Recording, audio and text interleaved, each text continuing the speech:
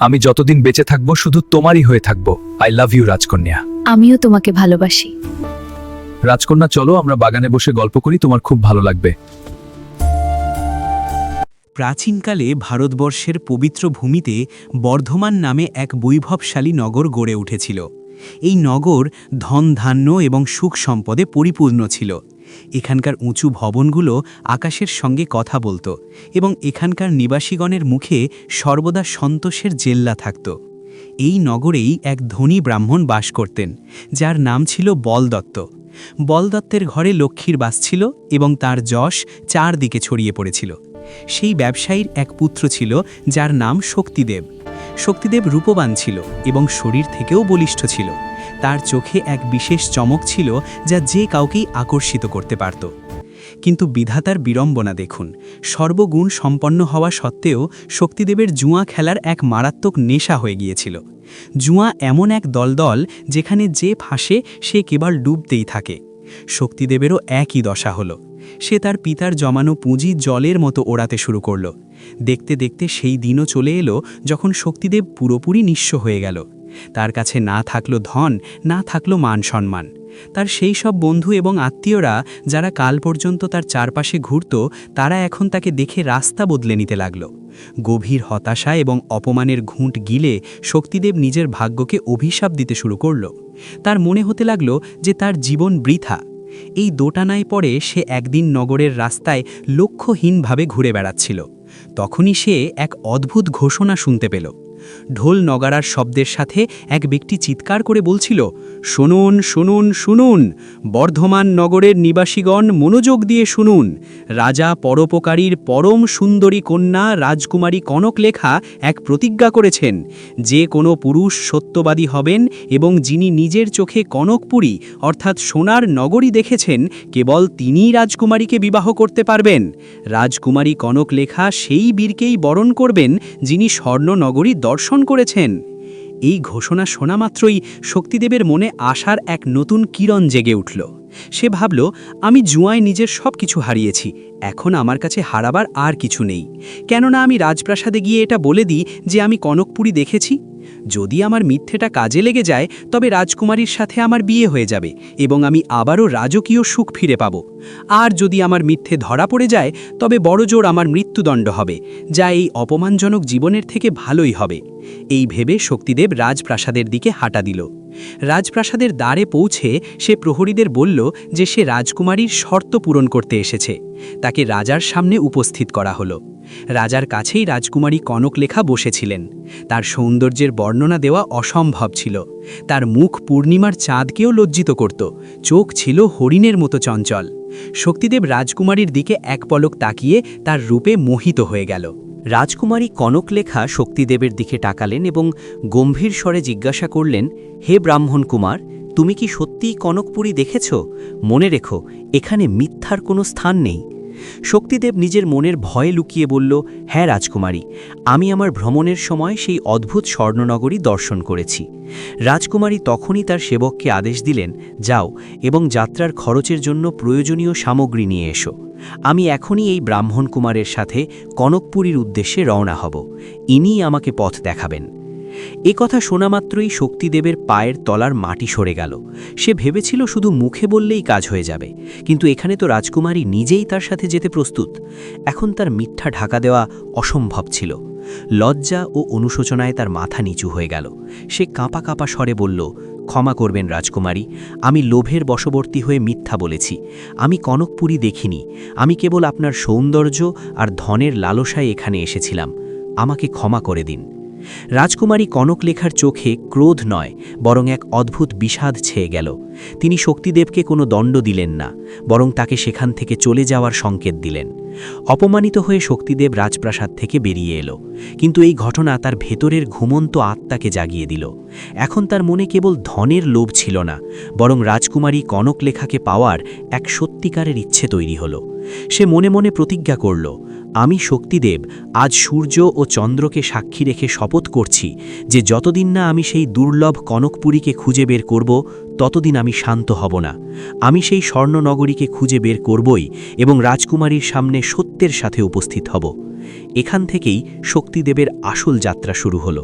কোনো প্রস্তুতি ছাড়াই কেবল নিজের সাহসকে সম্বল করে সে অচেনা পথে বেরিয়ে পড়ল। বন পাহাড় পার করে সে দক্ষিণ দিকে এগিয়ে চলল। বিন্ধ্যাচলের গভীর অরণ্যে সে প্রবেশ করল। সেই জঙ্গল এতটাই ভয়ানক ছিল যে দিনেও সেখানে রাতের মতো অন্ধকার থাকত। হিংস্র পশুর গর্জন আর শুকনো পাতার খসখসানি যে কারো লোম খাড়া করে দেওয়ার জন্য যথেষ্ট ছিল। কিন্তু শক্তিদেব নির্ভীকভাবে এগোতে থাকল। কয়েকদিনের কঠিন যাত্রার পর এক সরোবরের তীরে সে এক আশ্রম দেখতে পেল। সেখানে এক বৃদ্ধ তপস্বী বসেছিলেন। শক্তিদেব তার চরণে মাথা নত করে প্রণাম করল। তপস্বী তাকে আশীর্বাদ করলেন এবং জিজ্ঞেস করলেন, হে সৌম্য, তুমি কে? আর এই বিজন বনে কেন একা ঘুরে বেড়াচ্ছ? তোমার চেহারায় রাজকীয় তেজ আছে, অথচ তুমি ধুলোবালিতে মাখামাখি। তোমার দুঃখের কথা বলো। শক্তিদেব বিনয়ের সাথে বলল, মহাত্মন, আমার নাম শক্তিদেব। আমি কনকপুরীর খোঁজে বেরিয়েছি।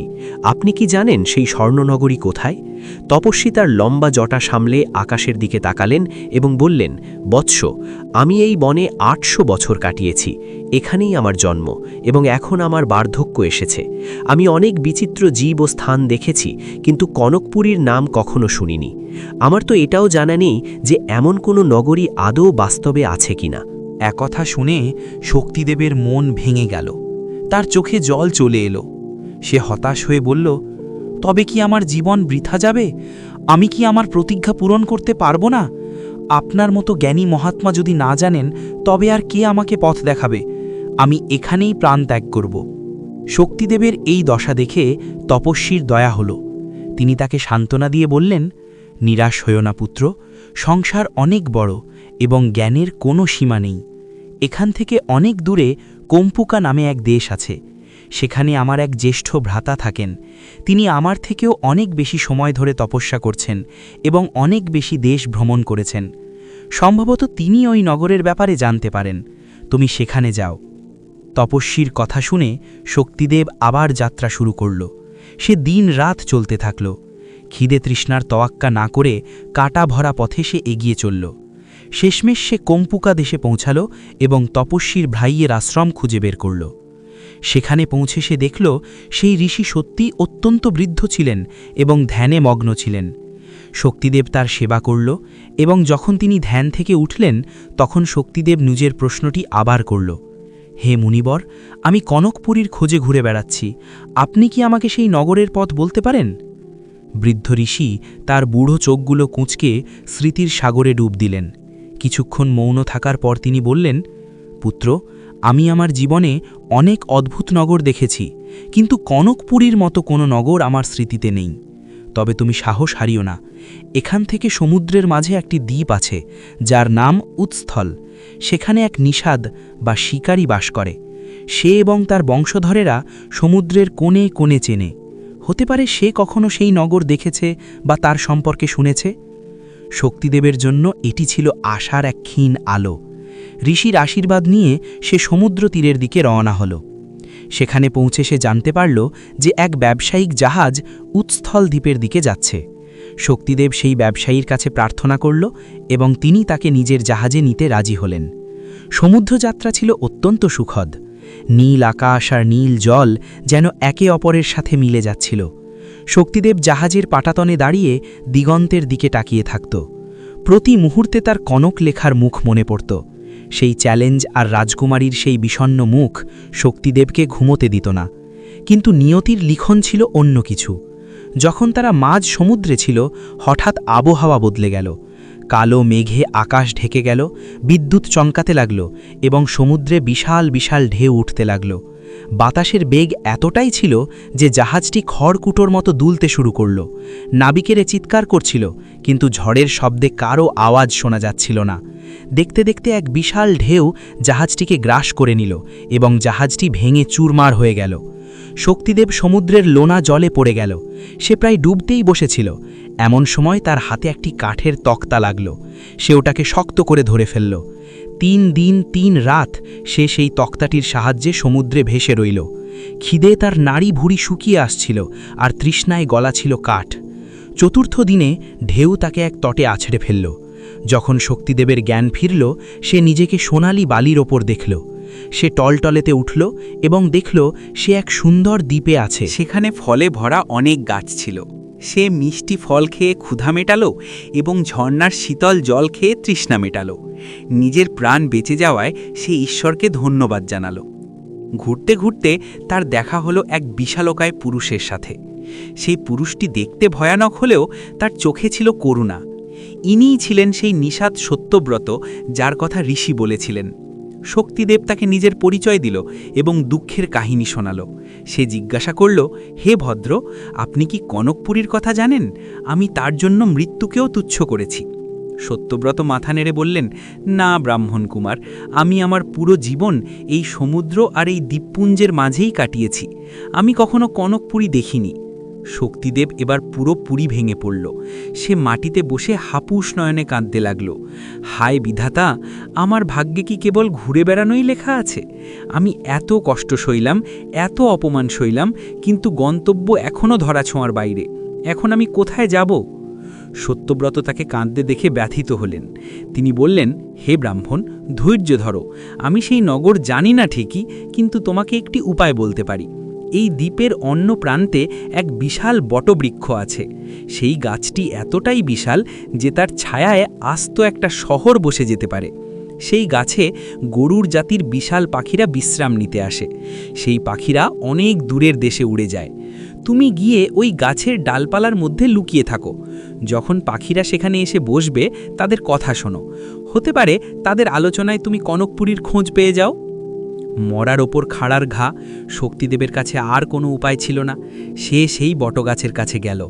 গাছটি ছিল সত্যিই অদ্ভুত। তার ঝুড়িগুলো মাটি ছুঁয়েছিল। শক্তিদেব চুপিসারে গাছের ঘন পাতার আড়ালে লুকিয়ে বসল। সন্ধে নামতেই আকাশে এক ভয়ানক শব্দ হলো। শক্তিদেব দেখল বিশাল বিশাল সব পাখি সেখানে আসছে। তাদের পাখার বাতাসে চারপাশের ছোট ছোট গাছগুলো নুয়ে পড়ছিল। সেই পাখিরা বটগাছের ডালে এসে বসল। শক্তিদেব নিজের শ্বাস আটকে বসে রইল। পাখিরা নিজেদের মধ্যে কথা বলতে লাগল। একটি পাখি বলল, আজ আমি খুব ক্লান্ত। আজ আমি কনকপুরী ভ্রমণ করেছি। সেখানকার সোনার মহলের জেল্লায় আমার চোখ ধাঁধিয়ে গেছে। সেখানকার রানী বিদ্যাধরদের মালকিন। আর সেই নগরটি এতটা সুন্দর যে স্বর্গও তার কাছে ফিকে। কনকপুরীর নাম শোনা মাত্রই শক্তিদেবের হৃৎপিণ্ড জোরে জোরে ধরফর করতে লাগল। সে বিশ্বাসই করতে পারছিল না যে শেষ পর্যন্ত সে তার গন্তব্যের খোঁজ পেয়েছে। সে মন দিয়ে সব শুনল। দ্বিতীয় পাখিটি জিজ্ঞেস করল, সেই নগরটি কোথায় বন্ধু? আমাদেরও বলো। প্রথম পাখিটি উত্তর দিল, সেই নগর এখান থেকে হাজার হাজার যোজন দূরে সমুদ্রের ওপারে অবস্থিত। সেখানে পৌঁছনো সাধারণ মানুষের কাজ নয়। তখনই শক্তিদেবের মাথায় এক দুঃসাহসী বুদ্ধি এলো। যখন সেই পাখিরা গভীর ঘুমে আচ্ছন্ন হলো, শক্তিদেব ধীরে ধীরে নিজের জায়গা থেকে বেরিয়ে এলো এবং যে পাখিটি কনকপুরীর কথা বলছিল তার পায়ের কাছের ঘন পালকের মধ্যে নিজেকে লুকিয়ে ফেলল। পাখিটি এতটাই বিশাল ছিল যে সে শক্তিদেবের ভার টেরই পেল না। সকাল হতেই সেই পাখি উড়ল। শক্তিদেব তার পালকগুলো শক্ত করে ধরে রাখল। সে হাওয়ায় দুলছিল। নিচে অতল সমুদ্র আর উপরে নীল আকাশ। এই যাত্রা ছিল অত্যন্ত ভয়াবহ। ঠান্ডা বাতাসের ঝাপটা তার শরীরকে যেন কেটে দিচ্ছিল। কিন্তু শক্তিদেব তার ধরা আলগা হতে দিল না। সে জানত যে হাত ফসকালি সে সোজাসুজি মৃত্যুর মুখে পড়বে। কয়েক ঘন্টার উড়ানের পর পাখিটি নিচে নামতে লাগল। শক্তিদেব উকি দিয়ে দেখল এবং তার চোখ কপালে উঠল। নিচে এমন এক নগর ছিল যা পুরোপুরি সোনার তৈরি। সেখানকার ভবন, মন্দির আর দেওয়াল সব সোনার ছিল এবং সেগুলোতে অমূল্য রত্ন বসানো ছিল যা সূর্যের আলোয় ঝকমক করছিল। এটিই ছিল সেই কনকপুরী যার জন্য সে এত লড়াই করেছিল। পাখিটি এক বাগানে নামল। পাখির নজর সরতেই শক্তিদেব ধীরে ধীরে নিচে লাফ দিল এবং ঝোপের আড়ালে লুকিয়ে পড়ল। যখন পাখিটি উড়ে চলে গেল তখন শক্তিদেব বাইরে এলো। সে সেই নগরের সৌন্দর্যের দিকে তাকিয়ে রইল। রাস্তাগুলো মণি দিয়ে বাঁধানো, গাছের ডালে ফুলের বদলে রত্ন ঝুলে আছে। সেই নগরে ঘুরছিল। এমন সময় কিছু অপ্সরার মতো সুন্দরীর সঙ্গে তার দেখা হলো। তারা তাকে দেখে অবাক হয়ে গেল, কারণ সেখানে কোনো সাধারণ মানুষ আসতে পারত না। সেই সুন্দরীরা শক্তিদেবকে জিজ্ঞেস করল, হে পরদেশী, তুমি কে? আর মৃত্যুর মুখে পা রাখার মতো এমন সাহস তুমি করলে কি করে? এটি বিদ্যাধরদের নগরী, যেখানে মানুষের আসা নিষিদ্ধ। শক্তিদেব নির্ভীকভাবে উত্তর দিল, আমি শক্তিদেব, আর আমি আমার প্রেম এবং প্রতিজ্ঞা পূরণ করতে এখানে এসেছি। সেই সুন্দরীরা যখন তার এই সাহসী অভিযানের গল্প শুনল, তারা অত্যন্ত প্রভাবিত হল। তারা তাকে তাদের রানীর কাছে নিয়ে গেল। সেই নগরের রানীর নাম ছিল চন্দ্রপ্রভা। চন্দ্রপ্রভা একজন বিদ্যাধরী ছিলেন এবং তার কাছে জাদুকরী শক্তি ছিল। তিনি শক্তিদেবকে দেখলেন এবং তার রূপ ও সাহসে মোহিত হলেন। চন্দ্রপ্রভা শক্তিদেবকে স্বাগত জানিয়ে বললেন, হে বীর, তুমি কোনো সাধারণ মানুষ নও, তোমার কপালে রাজযোগ লেখা আছে। আমি এই নগরের মালকিন এবং তোমাকে আমার অতিথি বানাচ্ছি। তুমি এখানে থাকতে পারো এবং সেই সব সুখ ভোগ করতে পারো যা দেবতাদের কাছেও দুর্লভ। শক্তিদেব সেখানে থাকতে শুরু করল, কিন্তু তার লক্ষ্য কেবল সুখ ভোগ করা ছিল না। তাকে কনক লেখার কাছে তার প্রতিজ্ঞা প্রমাণ করতে হতো। তবুও সে সময়ের জন্য অপেক্ষা করতে লাগল। রানী চন্দ্রপ্রভা তাকে তার প্রাসাদের সমস্ত সুযোগ সুবিধা দিলেন। তিনি শক্তিদেবকে বিবাহের ইচ্ছাও প্রকাশ করলেন। একদিন চন্দ্রপ্রভা শক্তিদেবকে বললেন, প্রিয়, আমি এবং আমার সখীরা একটি বিশেষ অনুষ্ঠানের জন্য কয়েকদিনের জন্য বাইরে যাচ্ছি। তুমি এই পুরো প্রাসাদের যেখানে খুশি যেতে পারো, এখানকার সব কিছু তোমার। কিন্তু সাবধান থেকো, প্রাসাদের সবচেয়ে উপরের তলার যে মাঝখানের ঘরটি আছে সেটি কখনো খুলবে না। যদি তুমি সেই ঘরে প্রবেশ করো তবে বড় বিপদে পড়বে। শক্তিদেব তাতে রাজি হল। চন্দ্রপ্রভা ও তার সখীরা চলে গেলেন। এখন শক্তিদেব সেই বিশাল স্বর্ণপ্রাসাদে একা। মানুষের স্বভাবই এমন যে যা নিষেধ করা হয় তার দিকেই সে বেশি আকৃষ্ট হয়। শক্তিদেবের মনেও কৌতূহলের তুফান উঠল। সে ভাবতে লাগল, ওই ঘরে এমন কী রহস্য আছে যা রানী আমার থেকে লুকাতে চাইছেন? ওখানে কি কোনো অদ্ভুত সম্পদ আছে, নাকি কোনো ভয়ানক রাক্ষস? আমার একবার তো দেখা উচিত। আমি বীর, আর বীরদের ভয় পাওয়া সাজে না। কৌতূহলের বশবর্তী হয়ে শক্তিদেব সিঁড়ি বেয়ে প্রাসাদের একদম উপরের তলায় পৌঁছে গেল। তার সামনে 3টি দরজা ছিল। সে মাঝখানের সেই নিষিদ্ধ দরজার খিল খুলল। তার হাত কাঁপছিল, কিন্তু সে সাহস করে দরজাটি খুলে দিল। দরজা খুলতেই শক্তিদেব ভেতরে পা রাখল। সেখানে সে কোনো সম্পদ বা রাক্ষস দেখল না। সেখানে কেবল একটি পালঙ্ক পাতা ছিল, আর তার উপর একটি সাদা চাদর ঢাকা ছিল। কিন্তু তখনই এক অদ্ভুত ঘটনা ঘটল। তার মনে হল কোনো অদৃশ্য শক্তি তাকে টেনে নিচ্ছে। কিছু বুঝে ওঠার আগেই তাকে এক জোরালো ধাক্কা দেওয়া হলো এবং সে এক গভীর অন্ধকার কুয়োর মধ্যে পড়তে লাগল। সে চিৎকার করল, কিন্তু তার চিৎকার শোনার মতো কেউ ছিল না। সে পড়তেই থাকল। তার মনে হলো তার মৃত্যু নিশ্চিত, কিন্তু তখনই সে ধপ করে মাটিতে পড়ল। যখন সে চোখ খুলল, সে থতমত হয়ে গেল। সে না ছিল কনকপুরীতে, না ছিল কোনো কুয়োতে।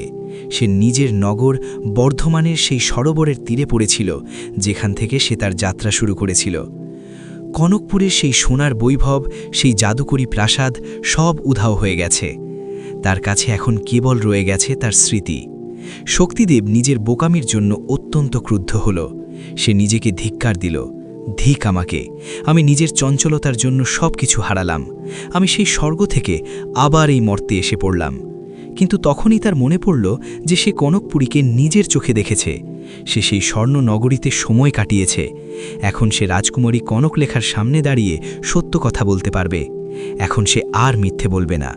শক্তিদেব তখনই উঠে বর্ধমান নগরের দিকে হাঁটা দিল। সে অত্যন্ত ক্লান্ত ছিল, কিন্তু তার চোখে ছিল জয়ের আভা। সে সোজা রাজপ্রাসাদে পৌঁছালো এবং দ্বারপালদের বলল যে সে রাজকুমারীর সাথে দেখা করতে চায়। রাজা এবং রাজকুমারী কনকলেখা দরবারে উপস্থিত ছিলেন। শক্তিদেব ভরা সভায় প্রবেশ করল। এবার তার কণ্ঠস্বরে কোনো কাঁপন ছিল না। সে রাজকুমারীর চোখের দিকে তাকিয়ে বলল, রাজকুমারী, আমি আমার প্রতিজ্ঞা পূরণ করেছি। আমি কনকপুরী দেখেছি।